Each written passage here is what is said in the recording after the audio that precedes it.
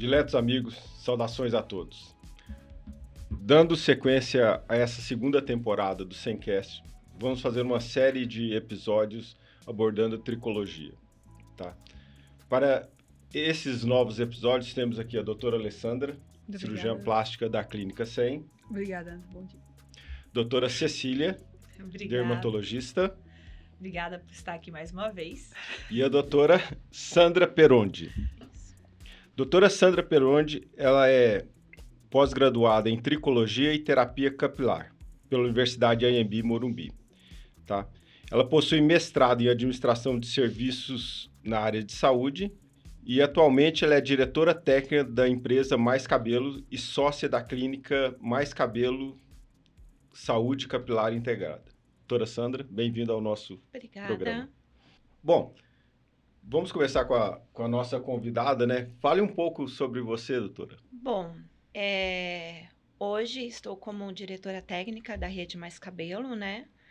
E também estou como gestora da clínica na região dos Jardins, onde minha vida toda é voltada à tricologia, né? Então, todos esses últimos anos que eu tenho, já fui coordenadora de instituição, com cursos técnicos de tricologia, desenvolvi muito materiais didáticos também. E hoje eu faço todo o treinamento da equipe de profissionais terapeutas da Rede Mais Cabelo. Certo. Bom, para a gente começar, o que seria a tricologia? Para a gente explicar para a nossa audiência, né? Para eles entenderem o que é. Eu queria a opinião das senhoras. Tá. Bom, trico, né? A gente já sabe que é o estudo do cabelo, né? Então, tricologia. E é um termo muito antigo. Começou em 1912, 1902, alguma coisa assim. E foi um grupo de médicos, cabeleireiros, cientistas que desenvolveram lá os primeiros estudos, né? Porque sentiu a necessidade realmente de entender um pouco mais do fio de cabelo, do mini órgão, que é o folículo piloso, que forma o cabelo. Mas eu vejo que de uns anos para cá que realmente deu um boom, né? Essa questão de tricologia, os cuidados, terapias capilares também, né? E hoje eu acho que cresceu muito os casos, né? De queixas, de queda, de dermatites, relacionado a doenças autoimunes também. Então, acho que... Mas, historicamente, o cabelo eu acho que sempre foi muito importante, no sentido assim, o pessoal usava peruca, reis usavam peruca. Não, sim. Exatamente. O negócio é isso que a Sandra falou. Deu um boom nos últimos anos. Sei lá, uns 10, 15 anos dentro. Mas exatamente, nessa época pra cá, isso, né? Porque um pouquinho antes, você falava nos ambulatórios de dermato, cabelo. As pessoas entendiam que era só androgenética, não tinha muito o que fazer. Você vai evoluir para calvície? Que pena. E aí, reza para a próxima vez você vir. E aí começaram, tá bom, vamos passar um minoxidil, alguma coisa do tipo. Então, mas existem outras tantas doenças capilares. E mais recentemente, essa visão voltada para tratamento de haste também. Porque, tá bom, você tem um couro cabeludo saudável, tá tudo bem, mas... E o fio? Então, hoje a gente tem uma visão, né, do todo, tanto de couro cabeludo, a questão das doenças, mas também de uma haste bem cuidada. Bom, eu fiquei curiosa, na verdade, porque assim, a nossa ignorância, eu nem sabia que existia uma graduação, uma pós-graduação específica, né, para cabelo. Então, é bem interessante o que a Sandra falou, de ter, de repente, de uma sociedade ter se formado, né, junto com... cabeleireiros, médicos e pesquisadores, né, os cientistas, realmente para buscar isso. Sandra, e como é que você descobriu essa faculdade? Só uma coisa, justamente essa formação, né, de um negócio extremamente super especializado, né? Sim, porque Sim. Né, a gente como que foi essa formação, inclusive, né? E eu fui, acho que, a segunda turma da faculdade da Anhembi Morumbi. Eu falei, não, esperar a primeira turma, depois fui para a segunda, né? E a gente tem todas as aulas que Você já gostava de cabelo? Da onde você descobriu que tinha uma faculdade inventando um curso novo? Eu sou esteticista, né? E eu sempre gostei de cuidar, né? Então, eu já tinha equipamentos, quando a gente fala de alta frequência, de laser, de vapor, eu já usava na clínica, que eu tinha uma clínica, né? Então, e eu já cuidava de couro cabeludo, que na parte da estética você já tem um pouco capilar, né? O tema capilar, mas era bem pouco. E eu gostei muito porque comecei a ter procuras de pessoas com queixas de queda, queixas de afecções do couro cabeludo mesmo, né? E eu sou aquela que eu falei, nossa, então eu vou me aprofundar, né? Então, foi quando eu vi que tinha essa pós na Anhembi Morumbi, onde eu fui buscar. E lá a gente tem aula de nutrição, de micro-organismo, de tudo que envolve ali todo o sistema capilar, né? Então, a gente tem aulas de hormônio, aulas com médicos, e na minha fase, na minha época, a gente teve até tivemos o estágio no spa da universidade mesmo. Então, a gente tinha casos reais, né? Então, a gente pegava tudo quanto é afecção, desde as mais simples e até as mais complexas, né? E, no entanto, me apaixonei de uma forma que onde a gente até, acho que eu coloquei aí no meu currículo, sobre o trabalho de conclusão do curso da pós, né? Foi aí que deu um boom aí na minha carreira, que a gente fez o estudo sobre o laser de baixa intensidade nas células de fibroblastos, né? Então, a gente induzia a luz ali in vitro nas células e a gente percebeu que houve muita proliferação e sem nenhum ativo, nenhum fator de crescimento. Então, aí fui convidada para levar esse estudo para Bolonha, na Itália. Esse mesmo estudo nós levamos para Miami também, né? E a partir daí começou a aparecer começou aí, por isso que eu falo que é 10 anos realmente. Todo mundo procurar, nossa, poxa, que legal. Então, já tinha uma instituição que ensinava aí os profissionais. Então, qual era a intenção dessa instituição? Levar toda essa parte de conhecimento para os profissionais cabeleireiros, que até então, quando a gente pensa que tira um cabelo que vê aquela partinha branquinha, é a raiz. Não é, porque até hoje tem alguns que ainda pensam que sim, né? Na verdade, é uma mucina ali, né?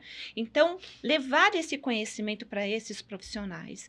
Então, começou a fazer uma primeira turma, segunda turma, e fui convidada a ser a coordenadora dessa instituição, onde eu desenvolvi todo o material didático, provas, né? E eu fazia também essa parte de docência. Então, viajei bastante, levando todo esse conhecimento para várias cidades aí a nível nacional. Na verdade, então, assim, eu estava conversando com a Cecília justamente isso, né? Assim, na verdade, é um conhecimento que está se formando, né? Sim.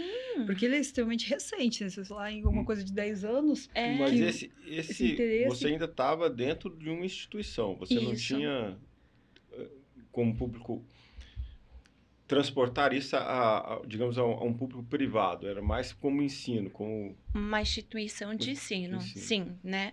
E é legal até quando a gente fala que é novo, que eu lembro que quando eu comecei a ter toda essa parte da levar a tricologia, me entreguei 100% para a tricologia, deixei a parte da estética, eu pegava Uber para ir para cidades para dar aula, assim, o que você faz? Eu sou tricologista. Nossa, tricô? Falei, calma, não é tricô. Aí você tinha que explicar tudo o que é tricologia, né?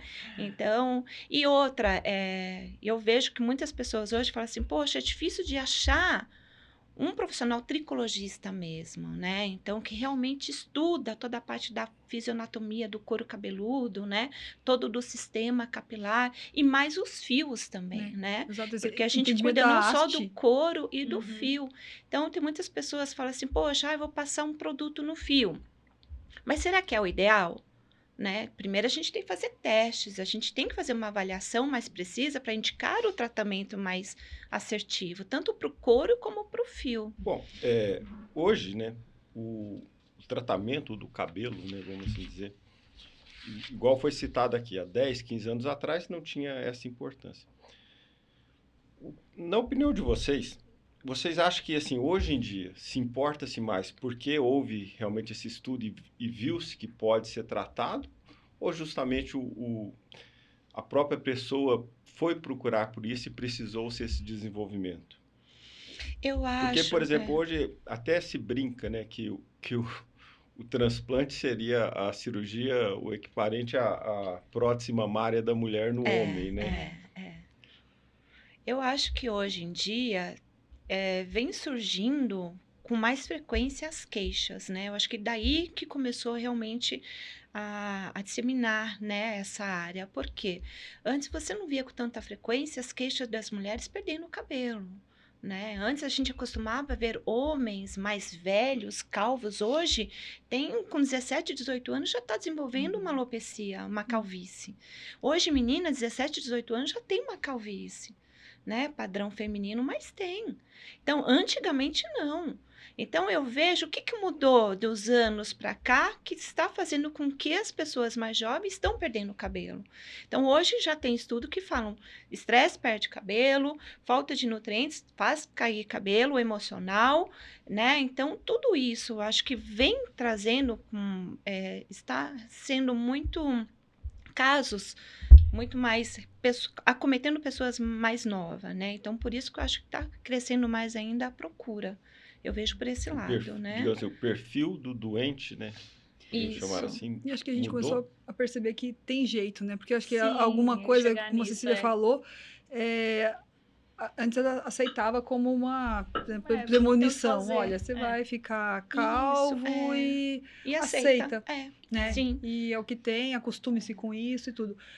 E hoje a gente começou a perceber que existem alguns caminhos, né? Assim, talvez a gente não tenha todas as respostas, aliás, tem muita falta de respostas. Eu acho que a gente tem mais falta de respostas do que respostas. Mas a gente, pelo menos hoje, tem essa preocupação e essa busca, né, Sandra, por um caminho, por estudar e o entendimento da haste, né? Para mim, a haste era o negócio morto que era produzido pela célula, ponto. Morreu, morto. É um Acabou. penduricalho morto que tem aqui. Sim. Mas que faz toda a diferença.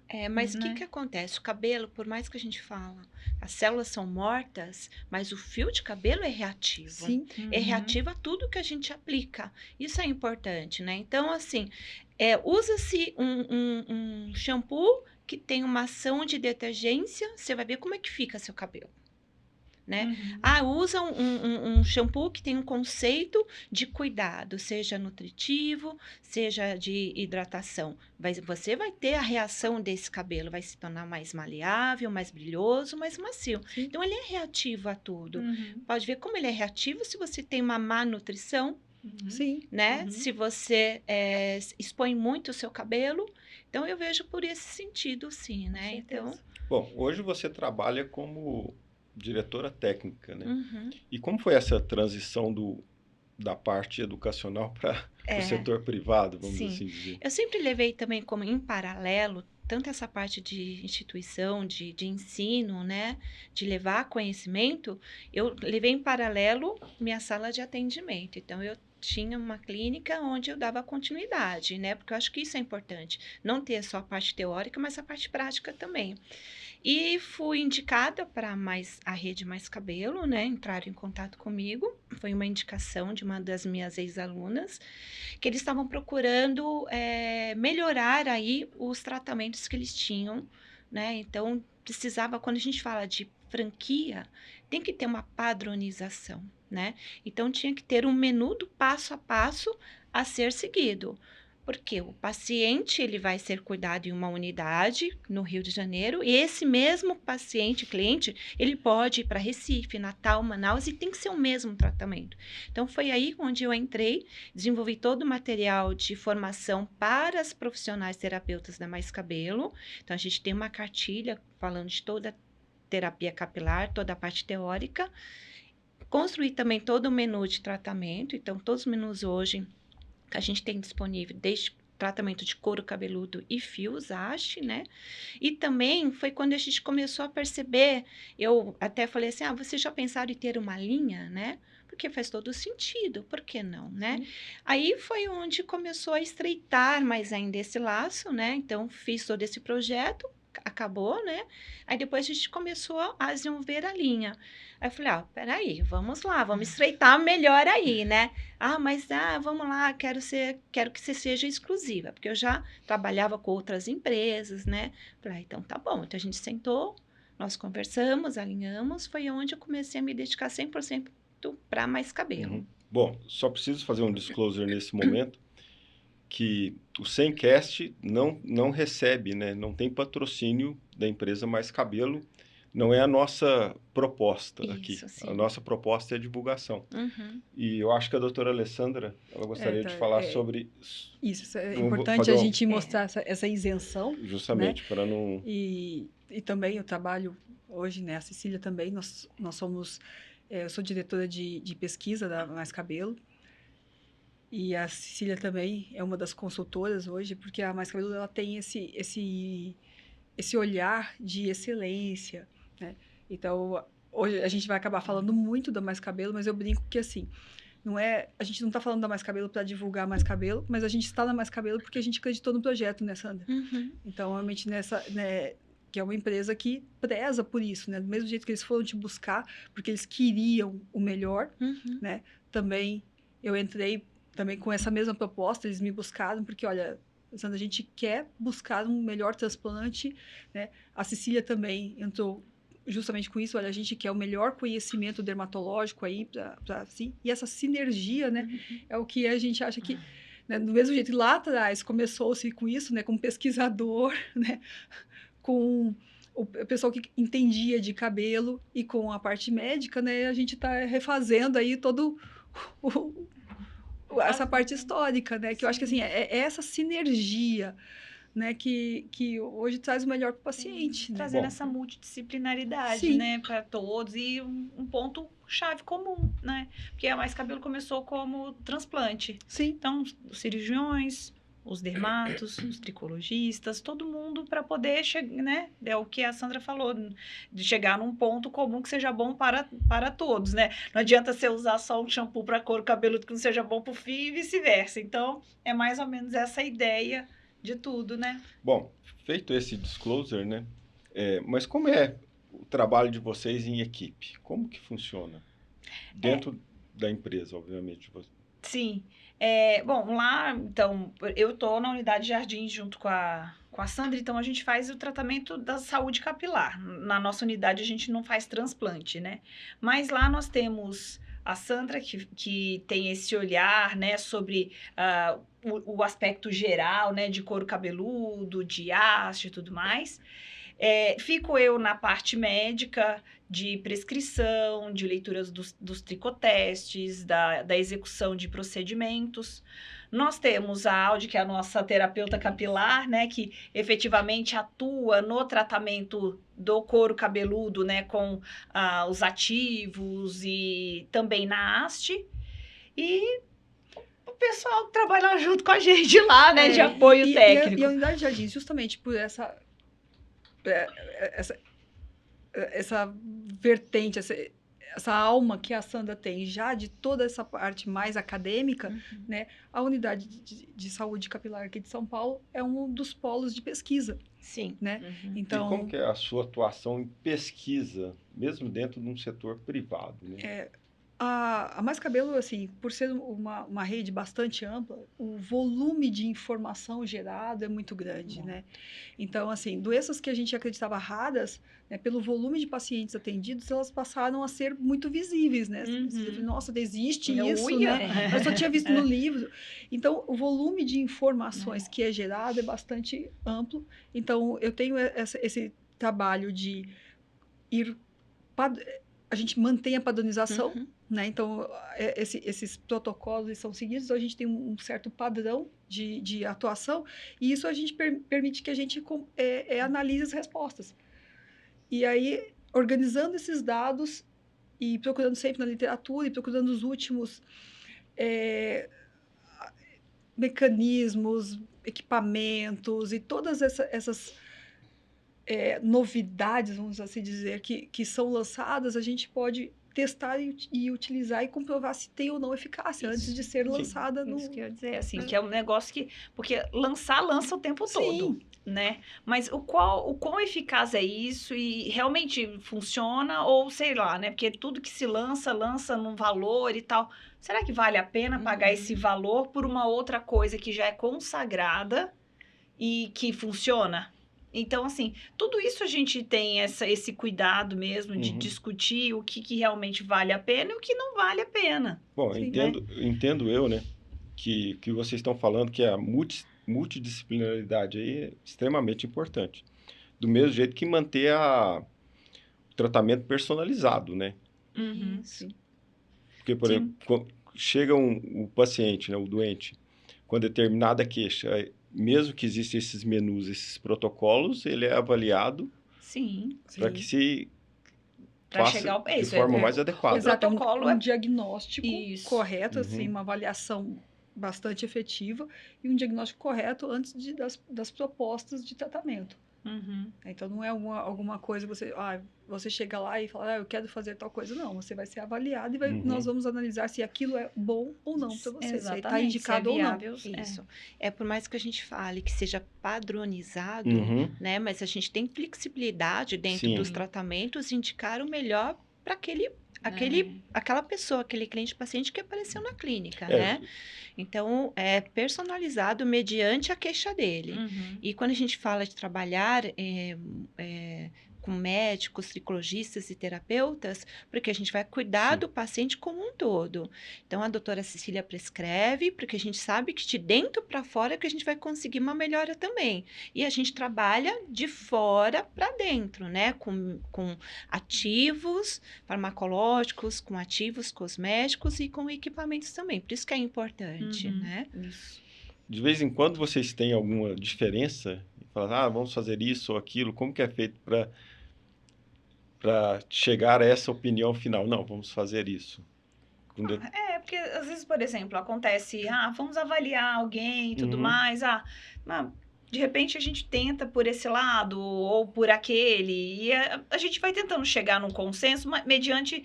Nós temos o protocolo, tem o fluxograma, tudo mais, mas nas nossas experiências também, né? A gente só tem cara de novinha, mas mas tem coisa para trás. Então, assim, a gente vai nas nossas experiências do que já fez. Sandra, e se a gente tentar assim, porque esse paciente, de repente, eu já fiz desse jeito e deu certo. Aí ela emite a opinião dela, também já fizemos, já vi alguém fazer desse jeito, ou eu já fiz desse jeito. E a gente tenta chegar num consenso para, de repente, o que seria melhor especificamente para aquela pessoa. Pode ser que a gente vá por um caminho e que no meio do caminho a gente fala, olha, eu acho que talvez para essa aqui a gente tenha que mudar algum passo. Mas, na maior parte das vezes, a gente entra no consenso e o passo dá certo. Então, a gente se baseia mesmo, especialmente por trabalhos, literatura e a nossa experiência, né? De alguns anos de bagagem. Né? De alguns anos de bagagem. Então, para fazer o melhor por aquela pessoa que chega lá querendo... E como é feita essa análise, né? Principalmente a análise do cabelo? Começa com a Sandra. Isso. Existem exames específicos? Assim, sim, a gente usa muito... tem 3 tipos de avaliação, né? De avaliações que a gente usa. A avaliação física, que você realmente olha a olho nu, né? Você toca o couro cabeludo, você abre os cabelos para ver o que tem, se tem alguma afecção no couro cabeludo. A análise tricoscópica, que é uma microcâmera que vai facilitar algum sinal que a gente não tenha visto ali a olho nu. E também preenchendo uma ficha de anamnese. Então, você tem o histórico do cliente, tá? A gente tem avaliação física e tricoscópica. Então, você vai entrelaçar ali todos esses dados para você conseguir desenvolver um protocolo, uma sugestão de tratamento para aquela queixa dele ali. Né? Então, eu sempre me apego à queixa principal dele. Pode ser mais de uma. Eu tenho oleosidade, coceira e queda. Né? Então, vamos cuidar das 3 patologias ali e desenvolver o melhor protocolo para ele. Então, mais ou menos assim que a gente trabalha. Sempre passa por uma avaliação. Isso é muito importante. Exame específico para o cabelo tem? Aí tem exames específicos e tem até entra a parte da doutora Cecília. Então, tem muitos baixa de vitaminas que pode comprometer o desenvolvimento ali, a formação do cabelo e até gerar a queda. Então, doutora, será que precisaria pedir algum exame para que a gente trabalhe em conjunto. Então, a gente desenvolve o protocolo, em conjunto com a doutora Cecília, ela já faz prescrição de algum medicamento mediante ao resultado do exame que o paciente já trouxe para a gente. O que é o tricoteste? É um teste genético, né? Que se faz pelas as células da mucosa oral. E ele vai investigar vários genes para saber ao que você responde melhor nas suas alterações genéticas a partir daquilo.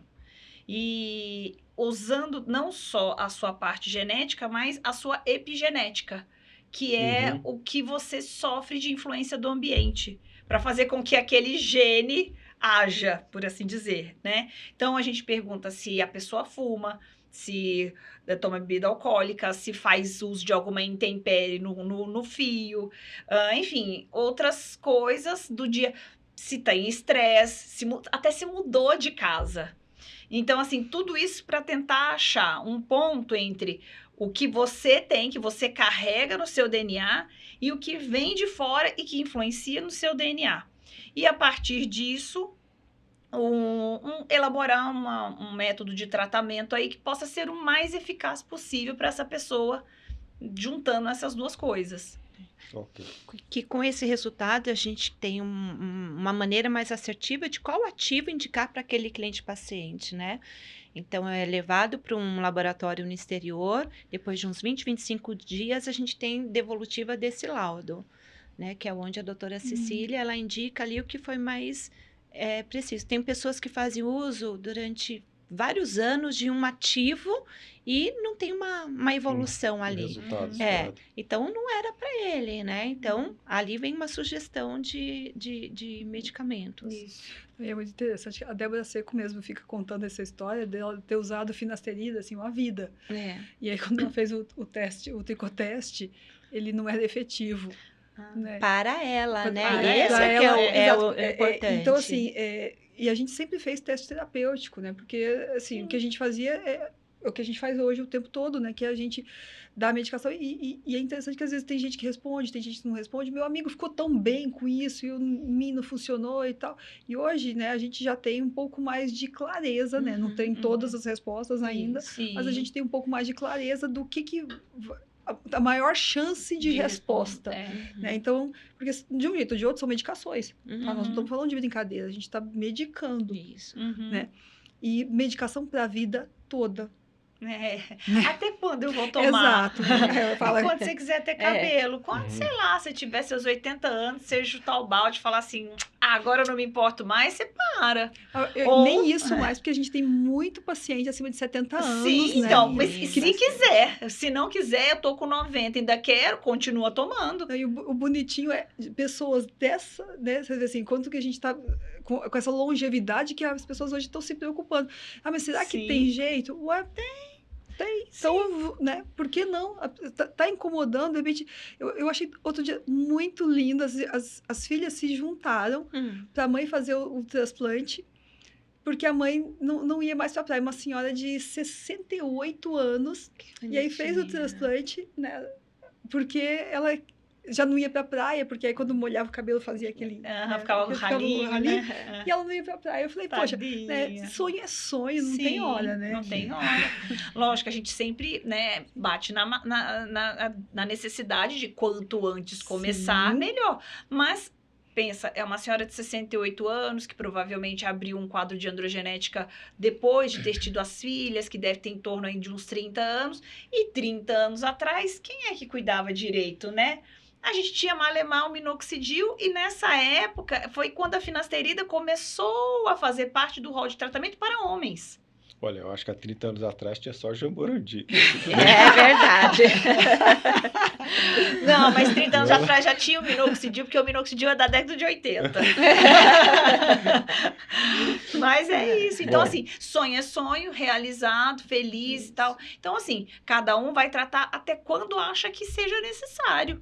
Né? Então, é o que você falou. Hoje, a longevidade que nós temos o que você olhava aquela pessoa de 80 anos, calva, falava, ah, é só mais um senhor. Não, hoje é uma pessoa ativa, que quer ter cabelo, quer estar bonito, quer pôr no Instagram. Então... Bom, senhoras, agradeço a presença para essa primeira parte do episódio, mas voltaremos no nosso próximo episódio, dando sequência a essa conversa com as senhoras aqui. A nossa audiência, até a segunda parte desse episódio. Muito obrigado.